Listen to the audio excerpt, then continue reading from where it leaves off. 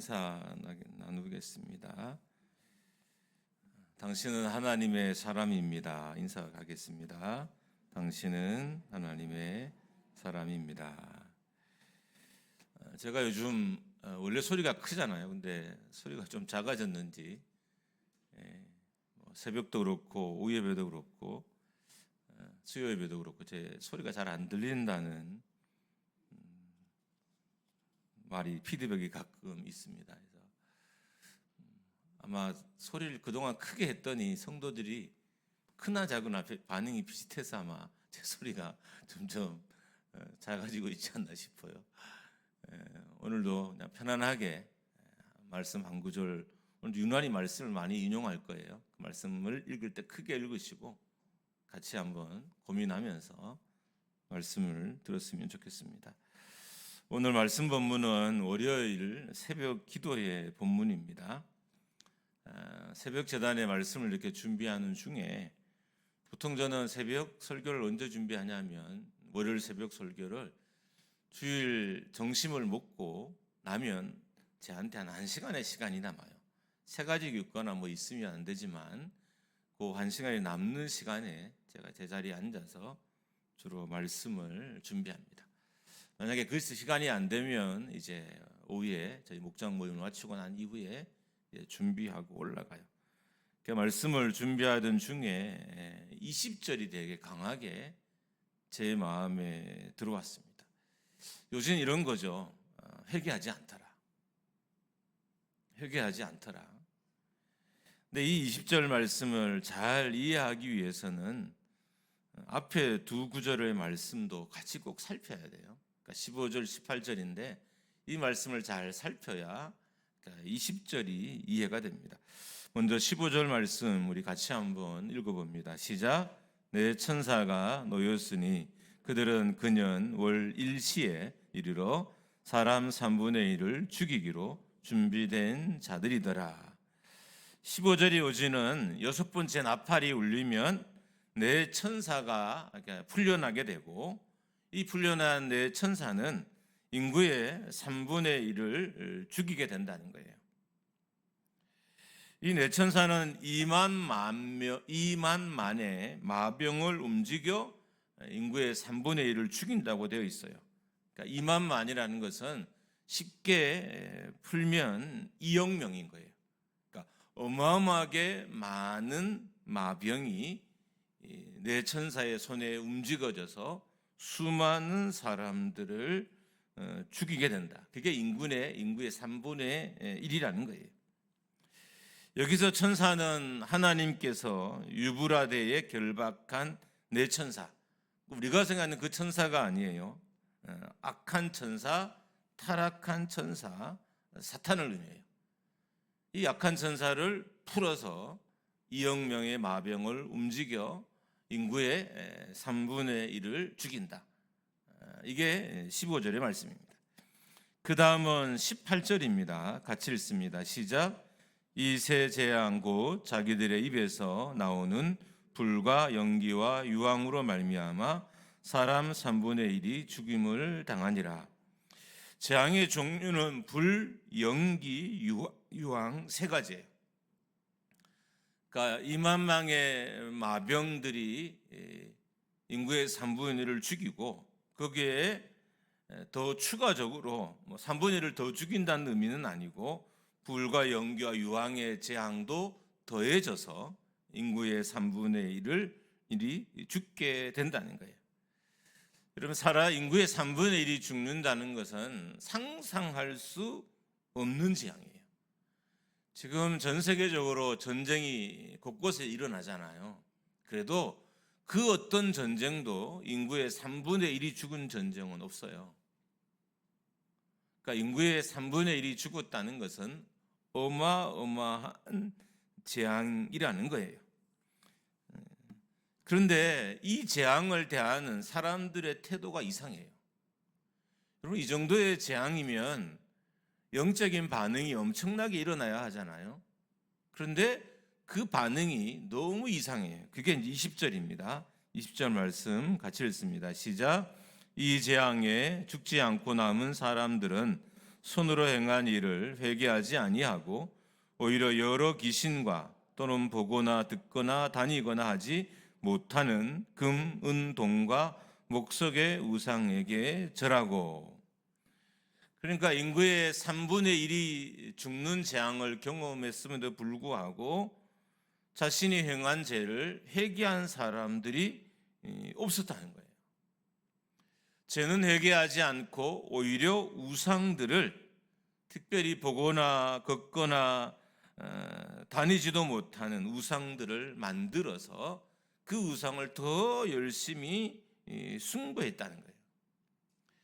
인류가 경험하지 못한 재앙을 경험했음에도 불구하고 그 재앙을 본 사람들 누구도 회개의 자리에 이르지 않았다는 것입니다. 오히려 이전보다 더 강력하게 힘도 없는 무능력한 우상을 쫓아다니는 삶을 살게 된다는 것입니다. 마지막 21절 전반절에 보면 또 그 살인과 복술과 음행과 도둑질을 회개하지 아니하더라. 그러니까 인구의 3분의 1이 죽었음에도 불구하고 사람들은 회개하지 않았다는 거예요. 오히려 더 강력하게 우상을 섬겼고 비도덕적인 삶도 멈추지 않았습니다. 여러분, 성경에 등장하는 대부분의 재앙의 목적은 회개예요. 하나님이 그 백성을 회개케 하시기 위해서, 그러니까 심판과 회개가 존재하는 거죠. 심판인즉 또 회개. 그러니까 심판을 하시되 백성들이 회개할 마음을 얻게 하시기 위해서 재앙을 주시는 거예요. 그러니까 인구의 3분의 1이 죽는 이 재앙에도 동일하게 심판도 있지만 그리고 회개도 함께 그 목적 중에 있는 거예요. 그럼에도 불구하고 회개하지 않았습니다. 이 장면을 볼 때 마지막 때에 성도나 또 세상의 사람들이 얼마나 완악하게 될지 알게 하는 장면입니다. 여러분, 이 3분의 1은 예수 안 믿는 사람들이 많을 거예요, 당연히. 근데 문제는 이전에 성경에는 예수를 믿지 않아도 하나님의 경고를 듣고 회개한 도시가 있었어요. 니느웨라는 도시입니다. 니느웨는 아수르의 수도였어요. 여러분, 아수르는 이스라엘과 원수의 나라였습니다. 그래서 요나는 니느웨에서 이 경고의 말씀을, 심판의 메시지를 전하는 것을 싫어했습니다. 왜 싫어했냐면 혹 내가 이 심판의 메시지를 전하면 이 니느웨 사람들이 회개할까 봐, 원수가 회개해서 죄를 용서받을까 봐 이 요나가 불편했던 거예요. 원수가 회개하는 것이 너무 불편해서 거기에 그 니느웨의 심판의 메시지를 전하는 것을 싫어했던 것입니다. 그런데 니느웨는 하나님의 심판을 40일 남겨놓고 회개했어요. 당연히 회개했기 때문에 하나님의 심판은 거둬졌고 이 니느웨는 하나님의 심판으로부터 벗어날 수 있었습니다. 이 니느웨는 이방 나라의 수도예요. 그러니까 당연히 하나님을 믿지 않는 사람들이 대부분이었을 거예요. 하나님을 믿지 않는 자들도 성경에 보면 심판의 메시지를 듣고 회개했던 것입니다. 반면에 마지막 때에는 재앙을 받음에도 불구하고 절대로 회개하지 않는 일이 일어난다는 거예요. 여러분, 이방 민족도 예수를 믿지 않아도 하나님의 경고를 듣고 회개한 반면에 마지막 때게 되면 이 이방 민족들조차도 심판의 경고를 듣고도 결코 심판을 보고도 회개하지 않는 일이 일어나게 된다는 겁니다. 이 장면은 마지막 때에 사람들의 마음이 얼마나 완악하게 되는지를 알게 하는 장면이에요. 여러분, 지금 사람들의 마음이 얼마나 완악해졌어요. 그러니까 개개인은 아직 그 마음이 순전하고 또 착한 사람들이 없잖아 있어요. 그러나 이미 세상의 통치자들과 리더들은 그 생각과 마음이 다 왜곡되고 타락됐어요. 그래서 전 세계에 일어난 일들을 봤을 때 대부분의 문제들은 백성의 문제가 아니라 그러니까 리더십의 문제라는 걸 알 수 있어요. 여러분, 리더십이 병들면 멀지 않아 그 백성들의 마음도 똑같아져요. 멀지 않아서. 우리가 마지막 달을 산다는 건 그냥 단순히 교회를 왔다 갔다 하는 이 삶으로는 결코 살 수 없는 엄청난 고난의 순간들이, 환난의 때가, 어려움의 때가 우리에게 올 거예요. 인구의 3분의 1이 죽었을 때 살아남은 사람들은 기회를 얻은 거잖아. 따지고 보면 회개할 기회를 얻은 거예요. 그런데도 살아남은 사람들은 뉘우치지도 돌이키지도 회개하지도 않았습니다. 자, 그렇다면 이게 과연 마지막 때의 사람들의 문제, 여러분과 저의 문제는 아닐까요? 따지고 보면 우리도 회개하지 않아요. 여러분, 교회에서 회개하는 분들을 좀 보셨어요? 기도할 때 회개하거나 말씀을 듣고 회개하거나 말씀을 묵상하고 회개하거나 어떤 성도와 교제하다가 회개하거나 회개에서 돌이켜서 삶을 다시 하나님 앞으로 가지고 오는 사람들을 여러분이 본 적이 있으신가요? 없지 않아 있지만 확실한 것은 우리도 회개하지 않기는 마찬가지라는 거예요. 죄가 들켜도 회개하지 않아요. 경고를 받아도 회개하지 않고 심지어 심판을 받아도 회개하지 않아요. 왜 이런 일이 일어날까요? 그게 우리의 마음과 영혼이 완악해졌기 때문이에요. 이런 상황에 우리가 꼭 봐야 될 구절이 있어요. 마태복음 13장 14절 15절인데 이 구절은 표준 세번역으로 우리가 보겠습니다. 우리 평상시 말투와 좀 다르지만 같이 읽습니다. 시작. 이사야의 예언이 그들에게서 이루어지는 것이다. 너희가 듣기는 들어도 깨닫지 못하고 보기는 보아도 알아보지 못할 것이다. 이 백성의 마음이 무디어지고 귀가 먹고 눈이 감기어 있다. 이는 그들로 하여금 눈으로 보지 못하게 하고 귀로 듣지 못하게 하고 마음으로 깨닫지 못하게 하고 돌아서지 못하게 하여 내가 그들을 고쳐주지 않으려는 것이다. 이거는 이사야 선지자의 말씀이에요. 그것이 그대로 이제 마태복음에도 인용이 됐습니다. 그러니까 마태복음 13장 14절 15절의 요지가 뭐냐 하면 왜 사람들이 회개하지 않느냐는 거죠. 왜 회개하지 않느냐? 그거는 하나님이 그들을 심판하게 하시기 위해서 회개를 못하게 하신 거란 거예요. 그럼 엄청 무서운 말씀이죠. 왜 하나님이 여러분과 저에게 회개를 안 주시느냐? 우리를 심판하게 하시기 위해서 회개를 주시지 않은 거예요. 그러니까 한 교회나 공동체 안에 회개가 일어난다는 것은 엄청난 일인 거죠. 만약에 여러분이 오늘 말씀을 듣고 뉘우치고 회개했다면 여러분은 정말 복된 분이에요. 왜냐하면 하나님은 심판하기로 작정한 사람들의 마음에 회개의 심령을 주시지 않으셔요. 왜요? 그게 하나님이 그 사람을 향한 목적이기 때문입니다. 마지막 때는 회개하지 못할 정도로 완악하다는 거예요. 그 마음이 강팍하다는 것은 하나님의 심판이 확실하기 때문에 그 마음이 강팍해요.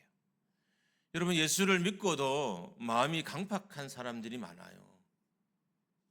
성도에 대해서 또 이웃에 대해서 교회 사역에 대해서 여러 삶에 대해서 그 영혼이 강팍한 사람이 있어요. 어떻게 성도 입에서 저런 말이 나올까? 저런 결정을 할까 싶을 정도로 그렇게 말하고 결정하는 사람들이 여전히 교회 안에는 많이 있어요. 왜 그럴까요? 하나님이 심판하시려고 그대로 그들을 버려둔 거예요. 완악한 입을 그 마음에 그냥 두신 거예요. 용서할 회개할 기회를 안 주시고. 이게 이사야 선지자나 또 마태의 말씀의 요지입니다. 하나님은 회개할 마음을 그들에게 허락하지 않고 완악한 대로 강팍한 대로 벼로 두시는 거예요. 반면에 하나님은 다윗에게는 회개의 기회를 허락하셨어요. 나단 선지자의 책망 앞에서 다윗은 자신의 죄를 바로 자백했습니다. 사무엘하 12장 13절입니다. 같이 읽습니다. 시작. 다윗이 나단에게 이르되 내가 여호와께 죄를 범하였노라 하며 나단이 다윗에게 말하되 여호와께서도 당신의 죄를 사하셨나니 당신이 죽지 아니하려니와. 여러분, 다윗의 영광은 부강한 나라를 세운 게 아니에요. 성도로서 다윗의 진짜 영광은 회개예요, 회개. 여러분, 제 개인적인 생각일 수 있어요. 목회자마다 성향이 다르니까. 저는 교회의 영광, 개인의 영광 중에 가장 으뜸이 회개의 영광이라고 생각합니다. 하나님이 어떤 가정에 회개를 주시는 것, 하나님이 어떤 사역자에게 회개할 마음을 주시는 것, 하나님이 어떤 교회에 회개할 마음을 주시는 것은 하나님이 우리에게 주시는 가장 큰 영광이라는 거예요. 하나님은 다윗에게 회개할 마음을 주셨어요. 그래서 나단 선지자의 경고를 듣고 바로 자신의 죄를 인정했습니다. 여러분, 사도 바울도 회개가 얼마나 큰 축복인지를 아는 사람이었어요. 그래서 고린도 교회가 회개했단 말을 듣고 사도 바울이 너무 기뻐해요. 그러니까 고린도 교회 안에 회개의 역사가 일어났다는 말을 듣고 너무 기뻐합니다. 그게 고린도후서 7장 9절의 말씀입니다. 우리 같이 한번 읽습니다. 시작. 내가 지금 기뻐함은 너희로 근심하게 한 까닭이 아니요 도리어 너희가 근심함으로 회개함에 이른 까닭이라. 너희가 하나님의 뜻대로 근심하게 된 것은 우리에게서 아무 해도 받지 않게 하려 함이라. 사도 바울은 고린도 교회가 회개했다는 사실이 너무 기뻤어요. 왜 그랬을까요? 회개의 가치를 알았기 때문입니다. 회개는 하나님이 교회에 허락하신 가장 큰 축복이에요. 회개는 하나님이 한 영혼의, 한 개인의 삶에 허락한 가장 큰 축복이 회개예요. 왜냐하면 하나님은 심판하시려고 회개할 마음을 주시지 않기도 하시기 때문인 거죠. 심판을 작정한 사람들에게는 회개할 마음을 아예 안 주셔요. 그래서 목사인 저도 뻔뻔하게 평생 회개하지 않고 여기서 막 설교하게 하셔요.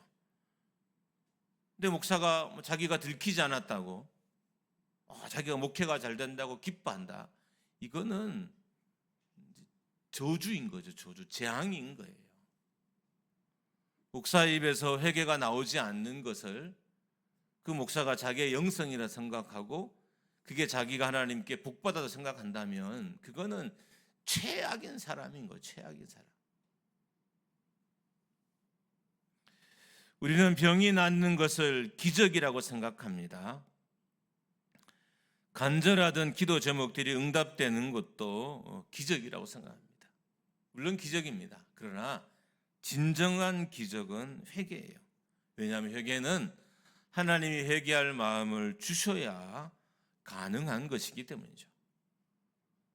하나님이 안 주시거나 아니면 회개할 마음을 막아버리면 회개할 수 없는 거예요.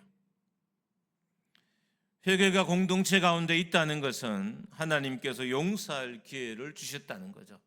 자, 이 강단에서 회개가 선포된다는 것은 우리 교회에 용서할 기회를 주신 것이고, 여러분의 마음에 회개할 마음을 주셨다는 것은 하나님이 용서의 기회를 여러분에게, 우리에게 주신 거예요. 그러니까 어마어마한 일이 일어나는 거죠. 교회의 부흥보다 어떻게 보면 회개는 더 큰 영광이에요. 내 인생이 잘 되고 부흥하고 번성하는 것보다 우리 가정이 회개하는 것은 더 큰 영광인 거예요. 근데 교회나 성도들이 이 회개의 영광을 몰라요. 규모에 이 회개의 영광이 묻혀버린 거죠.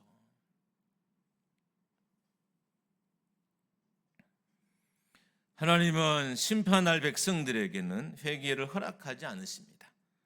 그 마음을 완악하게 하시고 강팍하게 하십니다. 그러므로 회개가 일어나는 것은 기적입니다. 사람들은 죄가 들켜도 용서를 빌거나 회개할 생각을 하지 않습니다. 여러분, 아내에게 죄를 들켜도 용서를 빌지 않은 남편이 얼마나 많은지 아세요? 아내에게 죄가 들켰어요. 아내가 자신의 죄를 다 알아요. 근데도 아내에게 용서를 구하지 않아요. 남편이 아내의 죄를 다 알아요. 근데 아내가 남편에게 용서를 구하지 않아요. 여러분, 생각해 보세요. 사람에게 들켰다는 것은 이미 하나님께는 그 이전에 들켰다는 의미예요. 내 아내가 나의 죄를 알 정도면 하나님에게는 그 이전에 들켰다는 거예요. 내 남편이 나의 죄를 안다는 것은 이미 하나님께는 그 이전에 들켰다는 거예요. 나의 부모가 나의 죄를 안다는 것은 하나님께는 벌써 그 이전에 들켰다는 말이에요. 그런데도 자신의 죄가 들켰다고 생각하지 않는 거예요. 아니, 아내에게 들켰으면 하나님께 들킨 거죠. 남편에게 들켰으면 들킨 거예요. 직장 동료들에게 죄가 들켰으면 이미 하나님께는 그 이전에 들킨 거예요. 그런데도 사람들은 죄가 들켰다고 생각하지 않는 거예요.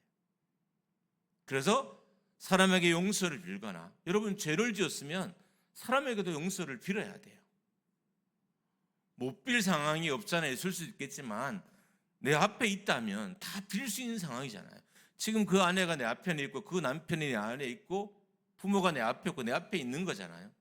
그럼 용서를 빌 수 있는 거잖아요.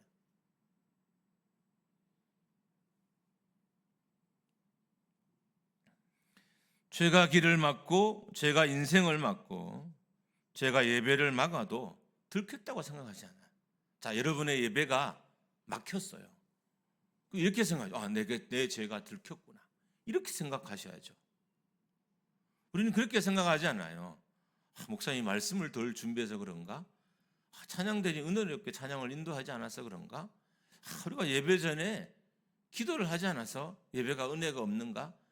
남에게 다 핑계를 대고 자신의 죄가 들켰다는 생각은 하지 않는 거죠. 내가 온전한 예배를 드리지 못한다는 건 내 죄가 들켰다는 거예요. 그럼 어떻게 해야 돼요? 우리가 회개해야 되는 거죠. 사람들의 경고를 받아도 회개하지 않습니다. 이미 사람들의 입을 통해서 경고를 받았어요. 당신 그렇게 살다가 당신 그러다가 죽어라고 이미 사람들이 경고했어요. 그러다가 일이 일어나 그러다가 망해라고 이미 수없이 들었어요. 여러분, 우리가 솔직히 이런 말을 자기한테 못해서 그러지 남한테는 잘하잖아요.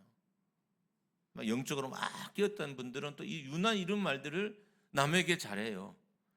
그게 하나님의 뜻인지 섭는지는 모르지만 어떻든 우리는 이미 경고를 사람에게도 많이 받았다는 거예요. 문제는 성도들이 사람에게 나오는 그 경고를 하나님의 메시지로 듣지 않는다는 겁니다. 하나님은 수없이 많이 사람들의 입을 통해서 경고하셨어요. 하나님은 나단 선지자를 통해서 다윗을 경고했어요. 다윗은 사람의 소리지만 그 소리를 하나님의 소리로 들었습니다. 그래서 회개할 수 있었습니다. 하나님은 사람의 소리에 때론 자신의 경고의 메시지를 담습니다. 담을 수 있는 분이에요. 모든 사람의 메시지가 다 경고의 말은 아니지만 하나님은 얼마든지 사람의 말에 자신의 경고의 메시지를 담을 수 있는 분이에요. 하나님은 일상 속에서 경고의 메시지를 담을 수도 있는 분인 거죠. 우리의 일상에 얼마든지 경고의 메시지를 담을 수 있는 분이에요. 그런데 회개의 기회를 얻은 자만이 그 메시지를 알아차리고 회개하게 된다는 것입니다. 사람들은 심판을 봐도 회개하지 않습니다.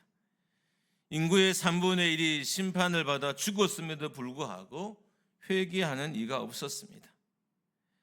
병이 생기고 사건이 발생하고 죽는 일이 일어나도 회개하는 이가 없습니다. 회개한 이가 없다는 것은 이 시대의 영적인 절망이에요. 회개가 중단된 교회, 회개가 중단된 개인, 이보다 더 큰 절망은 없어요. 가장 큰 암흑은 교회에서 회개가 거둬지는 거예요. 여러분의 가정이 어렵습니까? 진짜 어려움은 우리의 가정에 회개가 없는 거예요. 사람들은 경제적으로 어렵고 물질적으로 어렵고 병이 걸리고 자녀에게 문제가 생기면 막 힘들다고 해요. 막 절망을 느끼고 막 좌절을 해요. 여러분, 진짜 절망은 그런 상황에서 회개하지 않는 우리인 거죠. 회개가 없다는 것은 교회의 절망이자 시대의 절망이고 또한 교회의 절망입니다. 회개한 영혼이 하나님의 자녀로, 회개한 영혼이 온전한 예배자로 설 수 있어요. 마태복음에 보면 천국 백성의 심령이 가난한 자는 이렇게 부터 천국 백성의 삶이 기록됐잖아요. 여러분, 천국 백성의 삶을 살게 하는 본질이 회개한 심령이에요. 거기에 등장하는 마음은 회개한 마음이에요. 잘 생각하고 다듬은 마음이 아니라 회개한 마음. 그러니까 회개한 마음이 그런 삶을 살게 하는 거예요.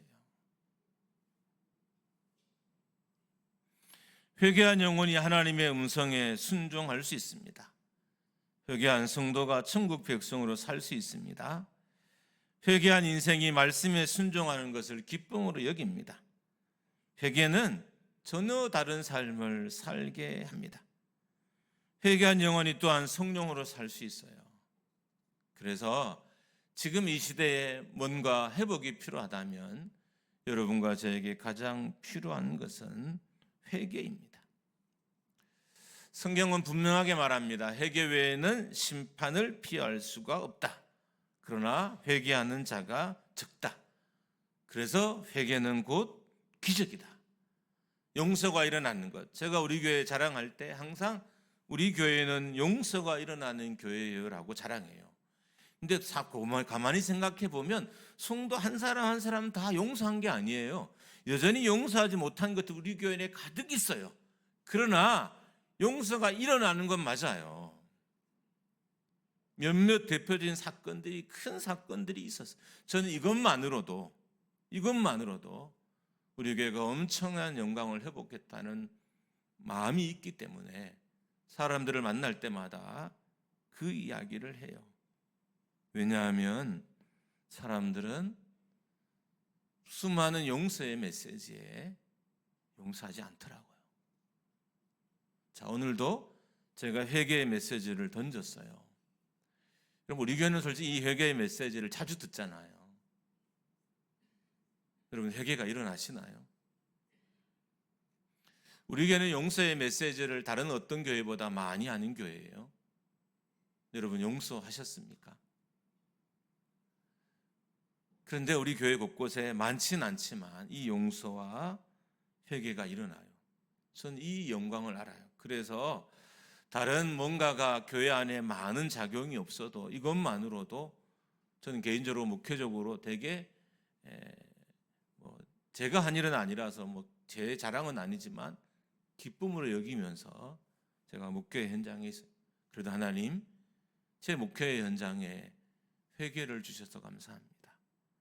하나님, 그래도 제 목회 현장에 용서를 주셔서 너무 감사합니다. 왜요? 마지막 때가 되면 될수록 용서와 회개는 더 일어나지 않을 것이기 때문입니다. 이제 제가 몇 가지를 축복합니다. 여러분, 메시지 좀 길지만 제가 합니다라고 할 때 좀 아멘으로 이렇게 답을 좀 크게 해줬으면 좋겠어요. 이미 여러분과 저는 십몇 년 길들어져서 제가 이렇게 아멘을 유도하지 않으면 아멘을 안 하더라고요. 새벽엔 유도해도 아멘을 안 해요. 왜냐면 제가 아멘을 잘 안 시키니까. 오늘은 공개적으로 시키는 거니까 한번 아멘해 보셨으면 좋겠습니다. 저는 우리 모두 자기 죄를 볼 수 있기를 주님의 이름으로 축복합니다. 우리 모두 자신의 죄를 보고 회개할 수 있기를 주님의 이름으로 축복합니다. 우리 모두 우리의 삶에 일어나고 있는 사건들을 통해 회개할 수 있기를 주님의 이름으로 축복합니다. 우리 교회의 심판이 물러가는 회개가 있기를 주님의 이름으로 축복합니다. 이번의 가정에 회개가 있기를 축원합니다. 할렐루야. 우리 함께